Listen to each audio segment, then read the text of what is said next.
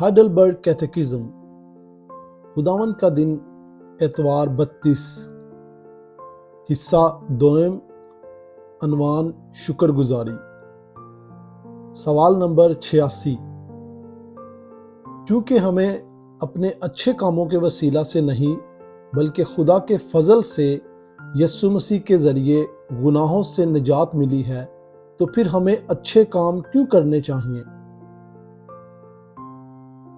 کیونکہ مسیح جس نے اپنے خون کے ذریعے ہمیں چھڑایا ہے، اپنے روح کے وسیلہ سے ہمیں اپنی صورت میں بحال بھی کر رہا ہے، تاکہ ہم اپنی پوری زندگی سے یہ ظاہر کر سکیں کہ ہم خدا کی نعمتوں کے لیے اس کے شکر گزار ہیں، تاکہ ہمارے ذریعے اسے جلال پہنچے اور ہم ایمان کے پھلوں یعنی اچھے کاموں سے اپنے ایمان کا یقین کر سکیں، اور تاکہ ہمارے مسیحی چال چلن سے ہمارے پڑوسی مسیح کی طرف مائل ہو سکیں۔